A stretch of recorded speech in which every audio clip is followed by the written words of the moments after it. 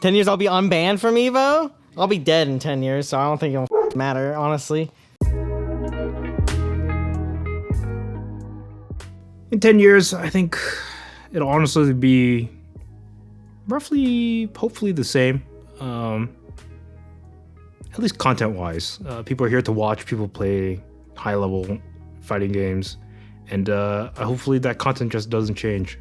But overall, we'll probably have more videos, maybe like a man on the street, something that we've been thinking about doing. Maybe Spooky will run around the floor interviewing people. That'd be pretty fun. Okay, so the next question is what I imagine EVO will be like in 10 years.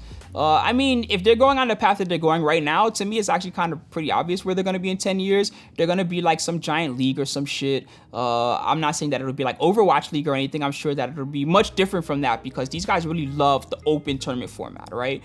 But I imagine they're going to create some type of league and they're going to base it around the idea of no matter where you are, when you find an EVO tournament, you pay your $20 or whatever it is and you get to be in the fucking tournament. And I'm almost guaranteed that's the path they're going to end up on.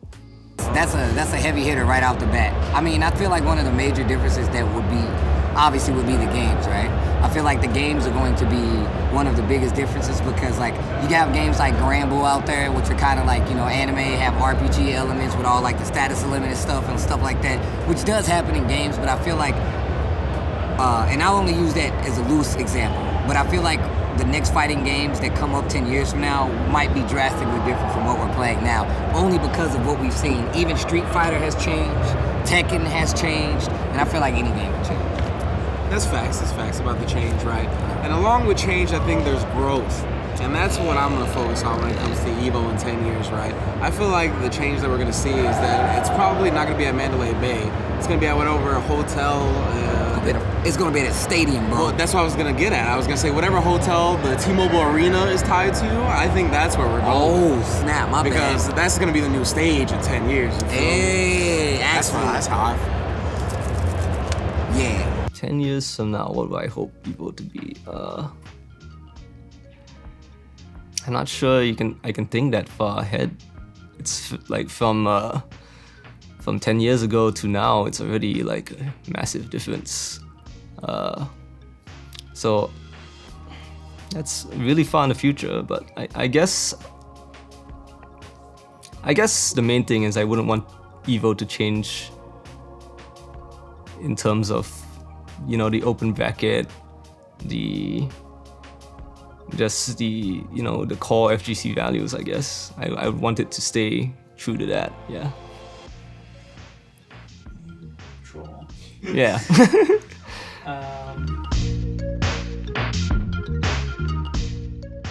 I'm gonna be hologram Tasty Steve, and all of this will be digital. I will be getting funds at my house because Digital Steve will be here in this seat, not recorded all live, but I will be getting residuals, just chilling, and people still able to understand how much I like video games with half the work. So you're saying you're gonna be live from your house? Yes. And you're gonna be digitized there? I'm a hologram, dude. Okay, so that's not gonna happen. What? We're gonna log Tasty Steve in a basement in a dungeon somewhere. I'm gonna become a professional Tasty Steve soundboard operator and make a ton of money. And that's gonna be where I'm doing in 10 years. Wow. I need to get my lawyers to work right now then. This dude Red is trying to get me out of business ASAP. Steve wouldn't say that. He'd say this. But perfect. I assume so. Well, I actually technically don't broadcast anymore. I've been doing more of the board show, which is the in-house productions.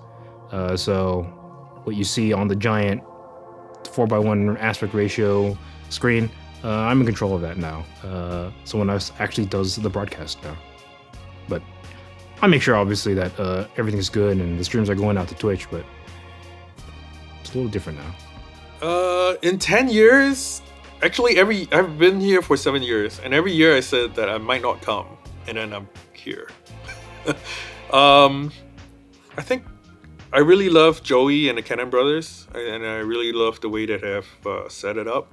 I know Joey sometimes, people might rubs people the wrong way, but if you could really like see what he does and the time he commits to putting in Evo and how he treats the core pillar, like the core foundation of the community. I think Evo has done a really good job supporting that. But I think I'll still come, and it's a great event, and I enjoy it all the time. I think that there'll be so many Evos in 10 years if they're on this path that it will be more about like figuring out how I'm even going to be able to do enough of them.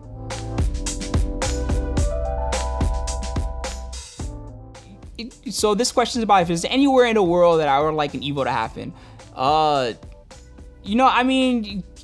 Evo's probably going to be worldwide at some point anyway. They're probably going to be like pretty much everywhere. But just to pick a random city, I would pick Rio. I just want to go to Rio and see what it's about out there in Brazil and just ham it up and go crazy for a while. And hopefully it's also a cool tournament. Where in the world?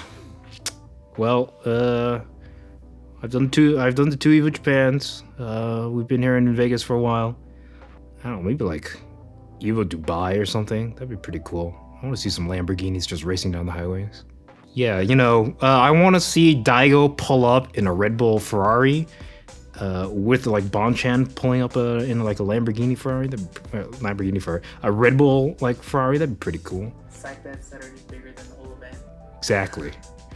The Prince is just like, I have $1 million on Daigo. I don't know, just maybe somewhere in Southeast Asia or maybe even Europe. I think those would be interesting places for Evo to be.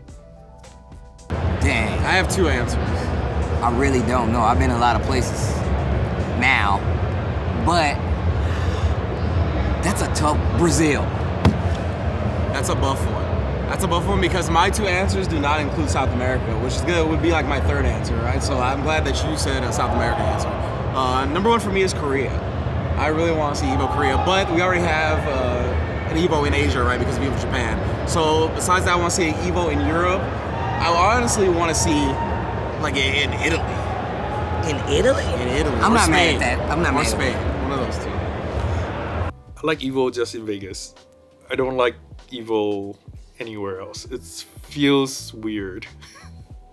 Evo Japan is very different from Evo World, and I think if it's able to be like Evo, if Evo is able to bring that kind of similar atmosphere to that country, then I think Evo can go anywhere, as long as there's a FGC community there, and which I think there is everywhere.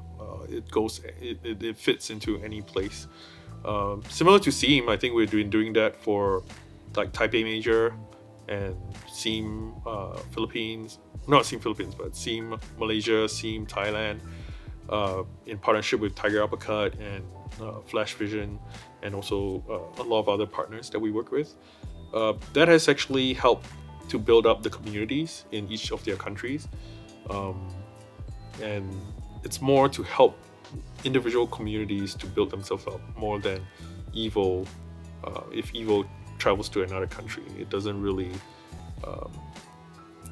the experience is kind of it's not the same. Back to your question, I'm not really answering your question. I think Evo anywhere, if it brings the same feeling as Evo Japan, Evo World, then I think it will be amazing.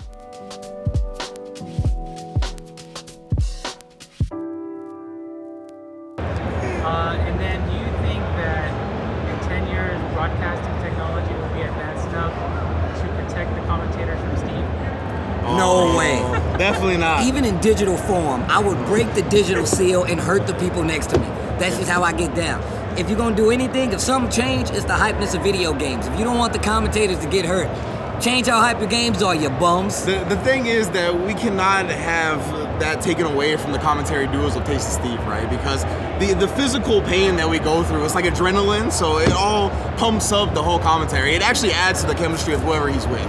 So if you take the physicality out of that, magic would be lost for sure. Just imagine, right? For example, you see somebody you know and you just stare at them. Instead of giving them a hug. You hug them, you touch them, they know it's real. I grab Renge and squeeze the life out of his arm. He knows he's still alive because he doesn't have an arm because I just ripped it off.